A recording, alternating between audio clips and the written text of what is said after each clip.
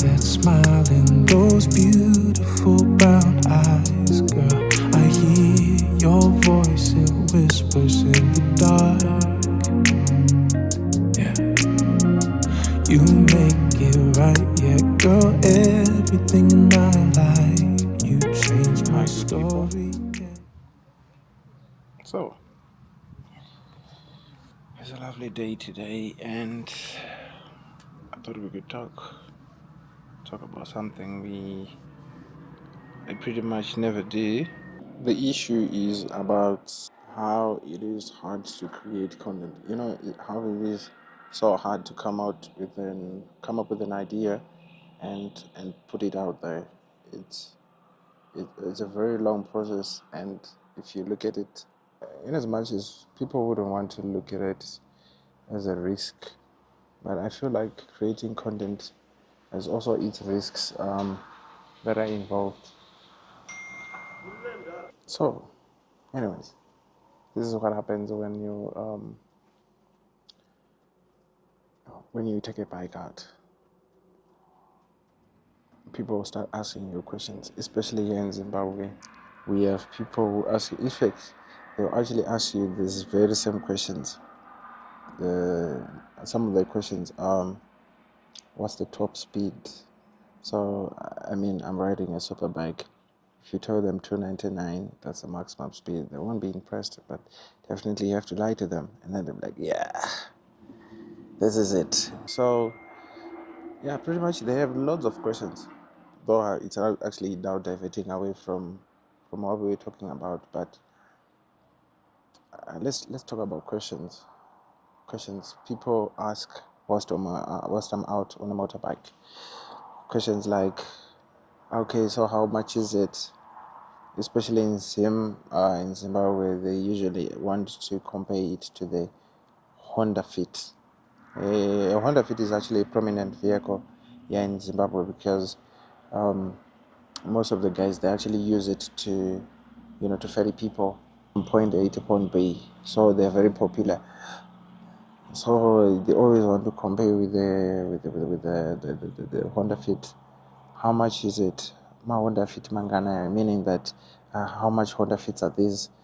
you know so it's crazy, some of these questions. And also you hear questions like, so how many liters of fuel do you need to get from probably Harare to Butare? So how many hours do you need? What was your maximum speed? It's amazing. But if you are not very strong, you might see it as an attack because the questions are ever coming, they never stop. So at some point, you just need to give them what they want to hear so that they are satisfied and they will be on their way. One day, I had a guy approach me and ask me to ride my bike. He seemed very informed about what bikes are really, but now you're a stranger. I'm not gonna give you my bike.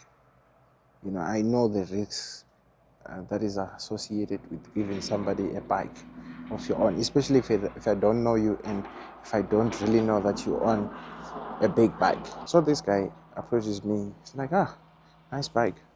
I'm like, yeah, thank you. And then he starts saying he owns a Harley. A Harley is very fast. And I'm like, oh. But I'm like, not faster than a super bike. I was like, no. Harleys are very fast. They're very good on the road. I can prove to you that it's faster than this thing. It's all right if you say that a Harley is faster than a super bike. That's fine. Me myself, I've ridden a Harley before. I know those are just cruisers, touring bikes mostly. Yes, they do have power, but come on, you cannot compare a super bike to a Harley. So what then happened is, after this conversation and going forth and between, he then asked me, so, can I ride your bike? I'm like, no. And then he starts saying, me knowing bikers from all over, we give each other's bikes, and by just the virtue of me saying that I know bikes and telling you this, you was not supposed to be even afraid to give me a bike. And I'm like, no, you know what? Number one, you are a stranger. Number two, I've never seen you ride a bike. Number three, if you crash my bike, I won't have anything to ride from there on. So I'd rather stay safe and keep my bike to myself. It's like, no, we do that every time, even when I'm in the United States. I'm like, oh, cool, good for you there in the United States. You give each other bikes. Here in Zimbabwe, the insurance isn't good on anybody. It takes a lot of time for that claim to pass through, and be approved. Sometimes it might even not come through. Just give you shady reasons for not reimbursing you for anything. So I mean, at the end of the day, most people, they don't really understand that. Yes, you might say that you ride a bike, but if you ride a small delivery bike, a 150cc, don't expect me to give you my super bike. No, because chances are that you won't be able to handle the power, and it's proven. I've seen people do it, and I've seen people crashing. So at the end of the day, it's much better that you keep your baby to yourself. Bikes are so dear to bikers. Bikers, they know what I'm talking about. Bikes are very dear to us, that you cannot just give it to anybody else, to anyone, just in anybody. No. You have to be able to trust that person. You have to be able to know that this person can ride a proper bike. And also that person needs to be owning their own bike and like, okay, good, you come back, you come here with your bike, yourself a big bike, and I know, yeah, cool, go on, ride the bike. And then you have people who ask you questions like, so are you not afraid to die? This question is very common amongst the people that you actually meet on travel. It's not that we don't value our lives, but we pretty much accept that life is for living. We have to make sure that we use the most of it the time we are actually alive. So that's one of the reasons we actually do what we like at certain times and actually enjoy ourselves whenever we can. So let's, being clear, like I was saying, life is for living. Let's be honest. Life is for living, and then it's not that we're applying to die, but let's look at it. At the end of it, everybody's gonna die. People are dying out there on motorbikes. People are dying in car accidents, bus accidents, and airplanes also. So it's not that we want to die, but we just like to live life differently. And by differently, we don't mean we want to live life as hooligans. Though I know most of the motorists and pedestrians, they might portray bikers as hooligans. No. Yes, there are pretty much hooligans out there, but trust me, most of the people out there, they're just looking out for themselves. Even some of these maneuvers you see being done out there, oh, there's someone coming through. So there was a guy who actually just jumped out of the bush out of nowhere. Imagine, just from around that side, he just came out of there, and then he freaked me out, and I was ready to pick and go. I was pretty much ready to pick and go. However, so I actually, I was freaked out, because the way he just jumped out of the bush, I thought probably, hey, this guy probably wants to mug me or something. So he just waited there, and then he sought after some transport, and then he was on his way. So yeah, lane splitting. Let's talk about lane splitting. Lane splitting, we do it for our safety. As bikers, it's easier for us to manage what's in front of us than what's at the back. Because literally somebody could just come through and not see you and bump you at the back. But if you split the line, we go into the front and we'll be on our way. If you see most of the bikers, give them space, they'll be on their way. So one good thing about biking, it's therapeutic. let's be honest.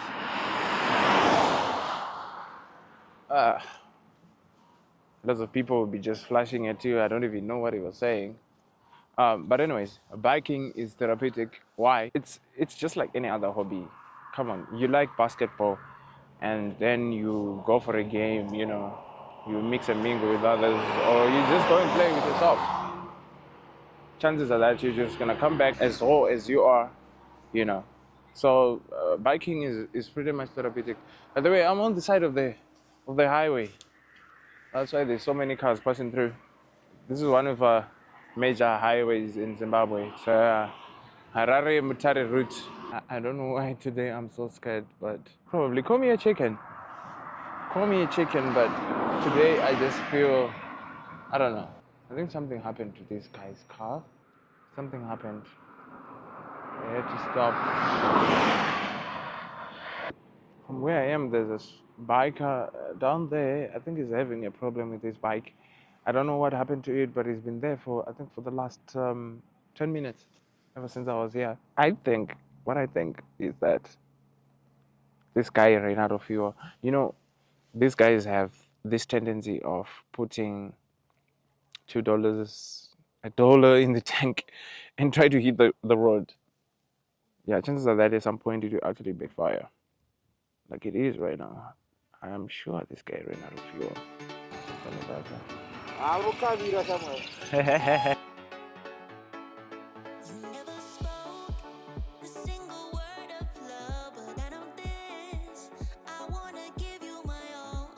So what happened is that on my way back, I met this guy. He's actually traveling from Cape Town through Mozambique. A great, good guy, adventure guy. He's actually riding an adventure bike. But I think one of the main issues that I had with him, he was overtaking from the outer lane. Imagine from the yellow lane in Zimbabwe, how dangerous it is, especially if you are riding a adventure bike because it has panniers on the sides. That was really a bad move. But I hope you will travel safely to wherever he is going and have a good time. It's amazing how many people you can actually meet whilst you're biking out on the road just casually, And I've just realized that most people are more likely to actually talk to you when you're on a bike rather than if you're just a pedestrian or maybe you're a motorist. People, they don't actually care. Maybe here in Zim, I mean, most of the people are actually more curious to hear, where are you going? Where are you coming from? And all those other questions we were talking about earlier. So it's good. It's actually good. You get to meet a lot of people. Me, myself, personally, I've met a lot of amazing people through riding. And Zim biker community is actually good too. It's more than just a hobby. It's a culture. It's a community. And I love that. I love that about it. You also get to realize that even sometimes you like I just did today, you are just meeting a lot of people from different countries, and then you have a casual conversation. You get to talk. Unfortunately, today I didn't have my GoPro. I could have actually recorded everything, but I share a lot of experiences and, maybe plan something out. So it's always a good to be if you are a biker.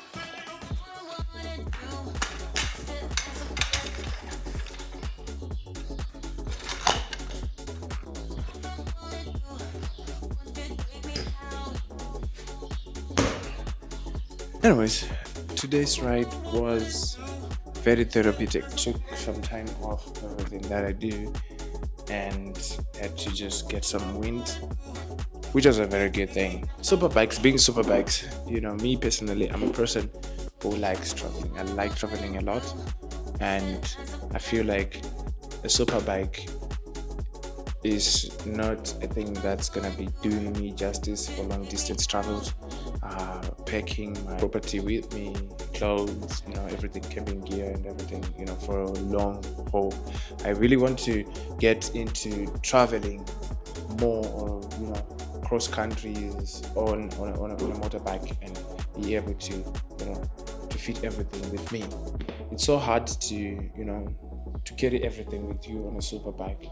So definitely your support goes a long way, guys. You need to like, subscribe, and wait for more content.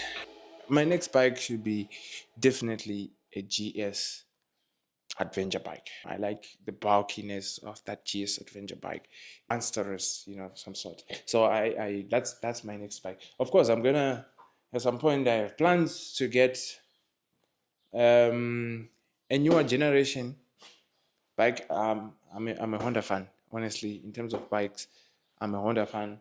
I'm going to be working on my dream bike, a Honda CBR, Triple R, Fireblade, SP, SP, my guy.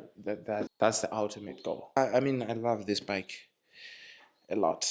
I don't think I'm gonna dispose it anyways. I'm just gonna keep it with me, make it real, and make sure that keep the legacy with me. The Fireblade legacy. Let's support the channel. Make sure that everything is in order. Click that like button. Make sure that you're waiting for the next content to come. I'm actually starting to like the garage vlog. Maybe I should call this the garage episode of Superbike. So as I was saying, I like traveling, I like camping, I like to do that, all those adventure. I like to get everywhere. I don't want to be limited because I have a Superbike. Superbike are very, very, very, very great on the highway. But however, they're limited. You cannot really pretty much do off-road on this baby. So this is where an adventure bike actually come into place.